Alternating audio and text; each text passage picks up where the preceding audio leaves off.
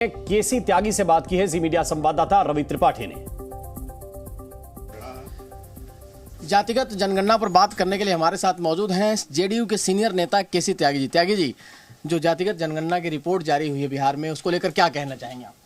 नहीं, ये जो बहुसंख्यक समाज है उसकी लंबे समय से मांग थी और देश की सभी पॉलिटिकल पार्टी, एक चीज़ और मैं आपको बता दूं, खाली इंडिया के दल नहीं, भारतीय जनता पार्टी को छोड़ करके एलजेपी के दोनों गुट, जीतन राम मांझी का गुट, उत्तर प्रदेश का अपना दल, उत्तर प्रदेश की राजभर पार्टी, निषाद पार्टी, अजीत पवार गुट, शिवसेना शिंदे गुट, देश की कोई पॉलिटिकल पार्टी एनडीए की पार्टनर नहीं है। 58 गुट रिपब्लिकन पार्टी जिसने इस मांग को समर्थन ना दिया हो। ये कोई एक पार्टी की मांग नहीं थी। मुझे प्रसन्नता है कि हमारे नेता नीतीश कुमार ने इसकी शुरुआत की, उन्होंने जोखिम उठाया, उनको इसके लिए प्रताड़ित भी किया गया और आज का दिन इतिहास में कर्पूरी ठाकुर, वीपी सिंह के बाद नीतीश कुमार को सैल्यूट करने का दिन है, जिन्होंने 63% जो बिहार की जनता है उसको न्याय दिलाने का काम किया है और ये लड़ाई बिहार तक नहीं होगी। क्या इससे फायदा मिलेगा? जो ईबीसी का आंकड़ा निकल के आया, 36% ईबीसी आया है, चाहे ओबीसी और ईबीसी मिला ले तो 63% का आंकड़ा आया है।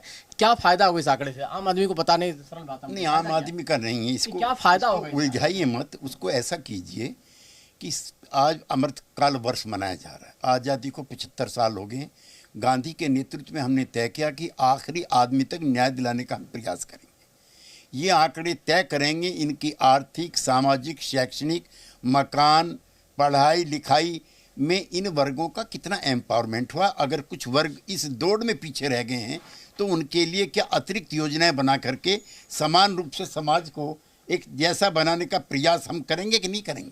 तो क्या आप दबाव बनाया जाएगा केंद्र सरकार पर, पूरे देश भर में इस तरह के आंकड़े बनाए जाएं और जारी किए जाए जातिगत जनगणना के? हम तो नीतीश कुमार जी को चाहते हैं कि समूचे देश में घूमें, राज्यों की सरकारों को मजबूर करें और समूचे देश में एक आंदोलन खड़ा हो, जातिगत जनगणना कराओ वरना गद्दी छोड़ दो। नंबर 1।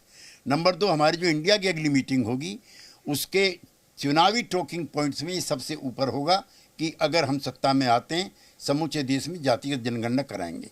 नंबर 3, महिला आरक्षण बिल का हमने समर्थन किया है, देर से लाया गया, ये एक अच्छा कदम है, लेकिन 63% जनता की भी इसमें हिस्सेदारी होनी चाहिए। Therefore we demand quota within quota. आप ये कहना चाह रहे हैं कि आपने महिला बिल का समर्थन किया है तो बीजेपी भी आपके इस चीज़ का समर्थन करे? हम चाहते हैं जो समर्थन नहीं करेगा वो इतिहास के गर्त में चला जाएगा। ऐसी मांगों पर आम सहमति बनाने की आवश्यकता है। इसलिए नीतीश कुमार जी बीजेपी समेत सभी पॉलिटिकल पार्टीज को लेकर के दिल्ली गए थे, प्रधानमंत्री से मिले थे। ये कोई श्रेय लेने भर के लिए नहीं था, इस सामाजिक न्याय की प्रक्रिया को मजबूत करने और देर और जल्दी लागू करने के लिए था।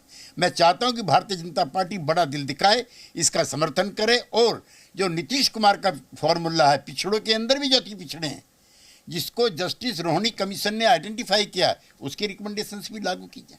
लेकिन बीजेपी जो कह रही आरोप लगा रही है कि आप लोग गुमराह कर रहे हैं बिहार की जनता को। अगर आप रिपोर्ट कार्ड देना है तो 15 साल लालू जी की सरकार और 18 साल आपकी सरकार, तो 33 साल का रिपोर्ट कार्ड आप देना कि आपने क्या किया लोगों के लिए। जनगणना नहीं हो और रिपोर्ट कार्ड का ये, अगर थोड़ी देर में मैं आपको आंकड़े देता हूँ किस तरह से 50% महिलाओं की हिस्सेदारी पुलिस में है, किस तरह से इंजीनियरिंग और मेडिकल में 35% की हिस्सेदारी उनकी है, कैसे अति पिछड़ों के लिए अलग से थाने बने हुए हैं। तो सोशो इकोनॉमिक एम्पावरमेंट का जितना काम बिहार में हुआ देश में कहीं नहीं हुआ। रवि त्रिपाठी, जी मीडिया, दिल्ली। जी न्यूज़।